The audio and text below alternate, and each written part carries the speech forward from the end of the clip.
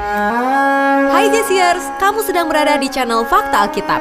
Dan kali ini kita masih membahas tentang riwayat hidup murid-murid Yesus. Pada video sebelumnya, kami sudah menayangkan riwayat hidup murid Yesus yang pertama, yaitu Andreas. Nah, dalam video kali ini, kami mau bahas tentang riwayat hidup murid Yesus yang berikutnya, yang paling fenomenal di antara semua murid Yesus, yaitu Simon Petrus. Sebelum kita mulai, jangan lupa di-subscribe dulu ya. Petrus adalah murid Tuhan Yesus yang paling banyak disebutkan di Alkitab dan menjadi pemimpin dan juru bicara tidak resmi dari murid-muridnya yang lain.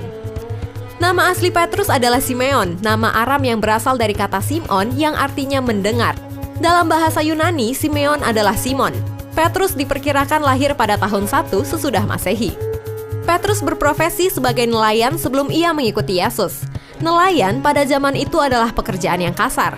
Kepribadian nelayan waktu itu dikenal berantakan, keji, berpakaian lusuh, dan sering menggunakan bahasa vulgar. Para nelayan dari abad pertama adalah laki-laki yang sangat jantan. Mereka penuh semangat dan memiliki emosi yang meledak-ledak. Mungkin karena itulah Yakobus dan saudaranya Yohanes disebut anak-anak guru. Kehidupan mereka adalah kehidupan yang kasar karena menangkap ikan merupakan pekerjaan yang sangat menuntut kekuatan fisik. Selain kasar, Petrus juga adalah seorang yang latah, cepat bertindak tanpa berpikir terlebih dahulu. Ia tidak pernah meniru gaya dan kepribadian orang lain. Keaslian yang dimilikinya merupakan salah satu modal dalam kepemimpinannya yang sejati. Sama dengan Andreas adiknya, Petrus juga adalah murid Yohanes Pembaptis sebelum pertama kali diperkenalkan oleh Andreas saudaranya kepada Tuhan Yesus. Kemudian ia dipanggil menjadi murid ketika ia sedang menjala ikan. Tuhan Yesus memberi Petrus nama baru, yaitu Kepa atau Kefas dari bahasa Aram yang dalam bahasa Yunani disebut Petros atau Petrus. Nama Kefas dan Petrus mempunyai arti yang sama, yakni batu karang.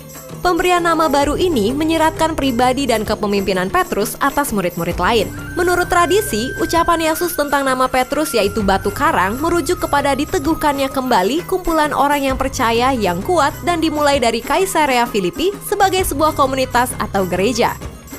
Apa saja keunikan Petrus yang dicatat di Alkitab?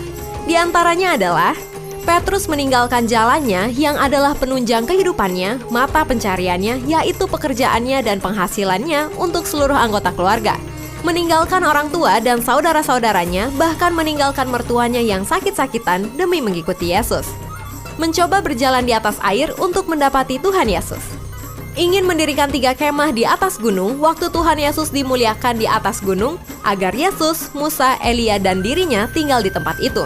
Tidak mau membiarkan Tuhan Yesus membasuh kakinya, menyombongkan kesetiaannya. Berani membela Tuhan Yesus dengan pedang dan memotong salah satu prajurit bernama Malkus yang menangkap Tuhan Yesus di Getsemani. Mengabaikan Yohanes yang ragu-ragu dan dengan berani masuk ke dalam kuburan Yesus. Ketika mengetahui Tuhan Yesus berdiri di pantai, ia mengenakan pakaiannya, lalu terjun ke danau dan berenang ke tepi karena tidak sabar menunggu perahu yang syarat dengan ikan untuk bertemu Yesus. Seperti apa kisah akhir hidup Petrus dan kematiannya? Setelah kebangkitan Yesus, Petrus dikunjungi secara khusus oleh Tuhan Yesus. Kemudian ia memulihkan kembali panggilan Petrus dan memberinya tugas untuk mengembalakan domba-dombanya.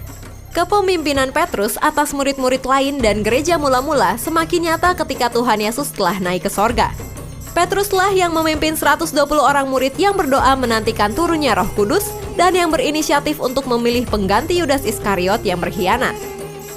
Dan ketika terjadi pencurahan Roh Kudus pada hari Pentakosta, dialah yang tampil berkhotbah di hadapan orang-orang Yahudi sehingga 3.000 orang bertobat. Petrus juga yang memimpin para rasul dalam pemberitaan kabar baik kepada orang-orang Yahudi. Dan ketika Samaria menerima Injil, maka Petruslah yang bersama Yohanes yang pergi ke sana.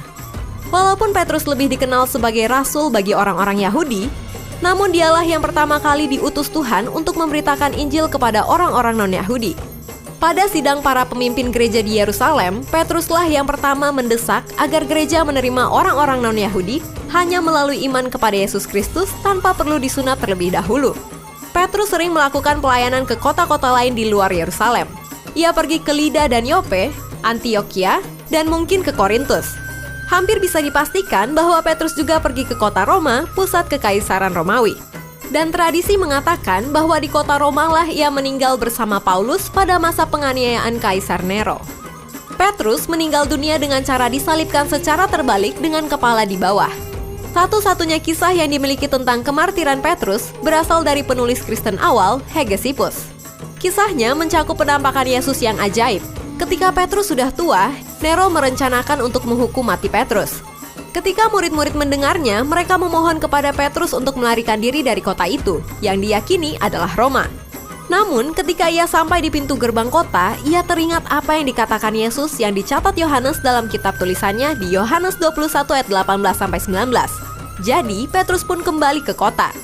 Setelah ditangkap dan dibawa ke tempat kemartiran, menurut Saint Jerome, ia meminta agar disalibkan dengan posisi terbalik karena ia memandang dirinya tidak layak untuk disalibkan dalam posisi yang sama dengan Tuhannya. Kuat dugaan bahwa makam Petrus terdapat di dasar gedung gereja Basilika di kota Roma Vatikan, gereja terbesar di dunia. Petrus meninggalkan warisan berupa kitab suci, yakni surat 1 Petrus dan 2 Petrus, yang diduga kuat ditulisnya dari kota Roma. Selain itu, menurut tradisi dan penelitian para pakar Alkitab, pengaruh Petrus juga sangat kuat di dalam penulisan kitab Injil Markus. Demikian fakta Alkitab tentang Petrus.